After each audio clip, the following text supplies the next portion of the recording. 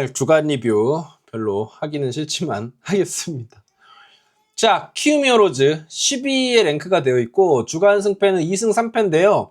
특이할 만한 점은 뭐냐면 한화 이글스에 있다가 2차 드래프트로 이번에 키움 히어로즈로 팀을 옮긴 배동현 선수가 홀로 2승을 따냈어요. 화요일 경기도 승리를 했고 안우진 선수가 일요일날 등판을 해서 복귀를 했죠. 1이닝 던졌는데 뒤이어서 올라와서 배동현 선수가 굉장히 좋은 피칭을 또 실점을 하지 않으면서 이번 시즌 ERA가 16이닝을 넘게 던졌는데도 1.65입니다. 지금 키움 히어로즈 마운드의 핵심이라고 볼 수 있겠어요. 선발 투수로서 상당히 좋은 모습을 보여주고 있습니다. 안우진 선수가 앞서 말했던 것처럼 복귀를 했습니다. 그러다 보니까 키움 히어로즈 팬분들은 모두가 다 이제 기대를 할 수밖에 없고요. 뭐 안우진, 배동현 잘해주고 있고 알칸타라, 와일스 이런 선수들이 이제 구축이 되어 있기 때문에 하영민 선수도 있죠. 그런 측면에서 키움 히어로즈는 일단은 5선발이 안정이 되면서 시즌을 기대케 하고 있다. 그런데 이제 타격 쪽에서 침체된 부분 좀 아쉬웠다고 할 수 있겠죠. 자, 9위를 달리고 있는 두산입니다. 사실 분위기가 그렇게 좋지는 못해요. 주간 승패는 2승 3패인데 투수력이 이제 특히나 두산 베어스가 기대를 했던 불펜 자원 쪽에서도 좋지 못한 모습들이 나오고 있습니다. 거기에다가 잭 로그가 등판하는 경기에서도 잭 로그가 사실 이번 시즌 내내 좋은 피칭을 보여주다가 세 번째 피칭이었던 토요일 경기였죠. 좋지 못한 모습을 보여주면서 결국은 이제 경기까지 내주게 됐어요. 이러면서 KT와의 3연전 시리즈에서 루징 시리즈를 기록을 했습니다. 곽빈이 나왔던 경기도 잘 던졌어요. 곽빈은 6이닝 무실점으로 호투를 했는데 그 경기 8대7로 이겼단 말이죠. 그러니까 이기기는 했지만 경기 자체가 쉽게 이길 수 있는 경기도 두산 베어스가 쉽게 풀어가지 못하는 상황이라서 두산 팬분들은 조금 마음을 졸이시면서 볼 것 같고요. 공격력 여전히 그나마 양의지, 양석환 이런 선수들이 지난주에 비해서는 좀 좋아지는 모습을 보여주고는 있지만 아직까지도 공격력이 조금 이제 아쉽다라고 볼 수 있겠어요. 그러면서 주말 시리즈 2연패를 하면서 다시 연패에 빠지게 된 두산 베어스였습니다. 그리고 8위는 롯데입니다. 롯데는 일단은 7연패, 충격의 7연패를 이제 당했던 모습이었고 화요일 경기까지 지면서 그랬는데 수요일 날 난세의 영웅이 등장을 했으니 김진욱 선수였어요. 8이닝 동안 1실점.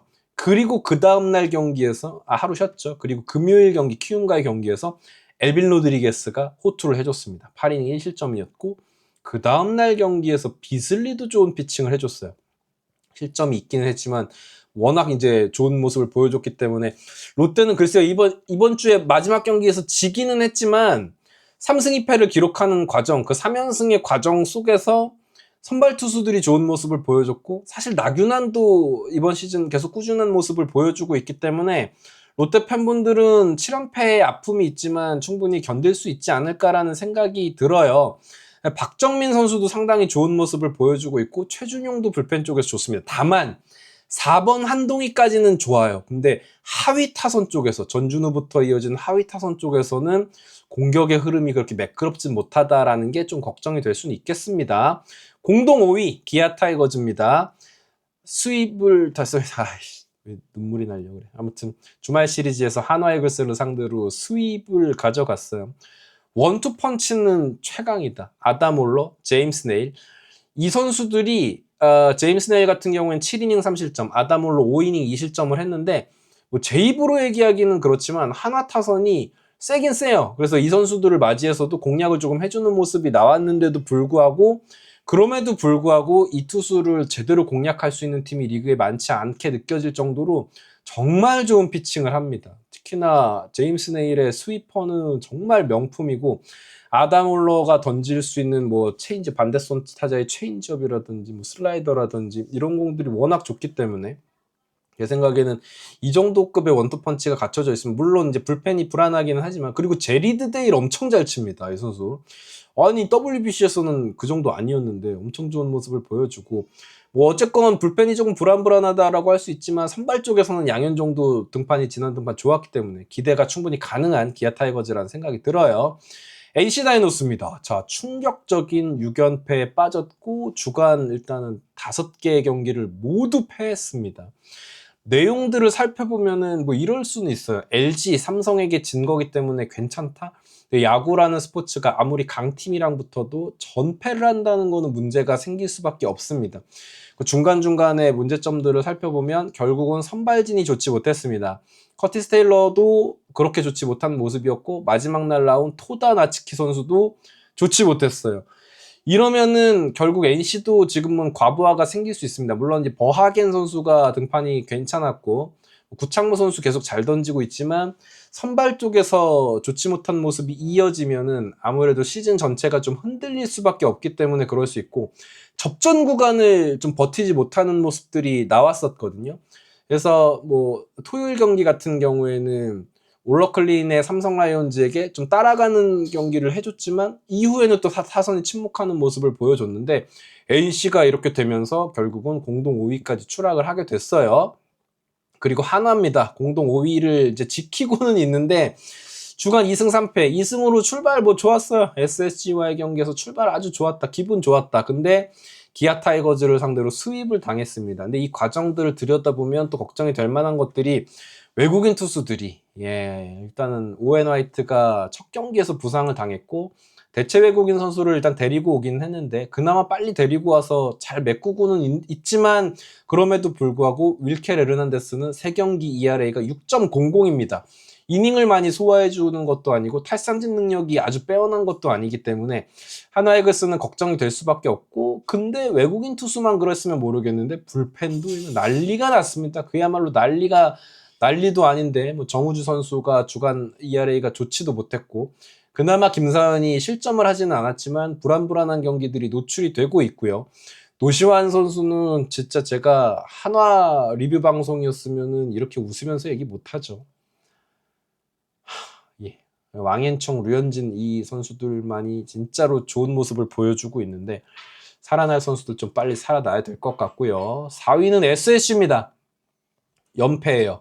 주간 5패. 한화 이글스에게 2경기를 내리졌고 그리고 LG 트윈스와의 3연전을 다 내줬어요. 그러니까 지난 시즌 한국 시리즈에 갔던 두 팀과 맞붙었던 SSG인데 주간 전패를 당했습니다. 공격력이 좀 조정에 들어갈 수밖에 없었던 것이 사실 지난 개막을 하고 7승 2패를 하는 구간 속에서 타자들이 너무 터졌기 때문에 그 타율들이 어느 정도는 평균으로 수렴을 할 수밖에 없는 상황이었는데 그 과정 속에서 내리막이 좀 완만했어야 되는데 다 내줬어요. 이거는 선발진의 문제가 크죠. 김건우 정도를 제외하면 사실은 다들 좋지 못했거든요. 모든 나오는 선발 투수들이 대부분 좋지 못했고 마지막에 베니지아노까지 좋지 못했어요. 그러다 보니까 SSG는 상당히 고민이 깊어질 수밖에 없을 것 같습니다. 그리고 연패가 이게 더 길어져 버리면은 사실 큰일이 날 수밖에 없는데 박성환 하나만큼은 리얼이다. 여전히 5할 타율을 기록을 해주고 있고 출루율도 좋습니다. 박성환 빼고는 SSG가 사실 이번 주 좋다고 얘기하기가 힘들었죠.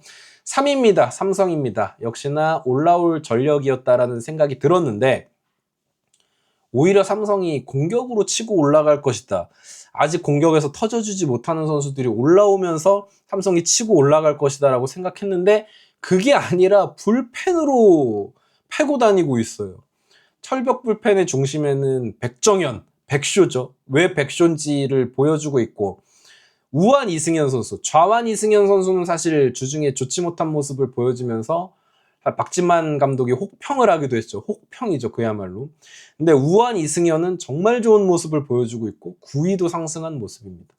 그리고 일요일 경기에서 원태인이 돌아왔어요. 3.2이닝을 소화를 했고 투구수가 조금 많기는 했지만 사실 원태인 선수는 기다리고 있으면 자기 역할을 해줄 상황이고 그러다 보니까 투타 밸런스가 잘 돌아가고 있고 수비는 원래 좋습니다. 이 선수가. 그래서 올라갈 팀은 올라갈 수밖에 없는데 돌아올 선수들마저 이렇게 돌아오고 있다 보니까 삼성 입장에서는 오히려 타선이 막 제 궤도에 오르기도 전에 순위가 올라가고 있기 때문에 당연히 삼성 팬분들은 기분이 좋을 수밖에 없는 한 주였고요. 공동 1위 KT입니다. 여전히 경기력이 상당히 좋아요. 주간 3승 2패.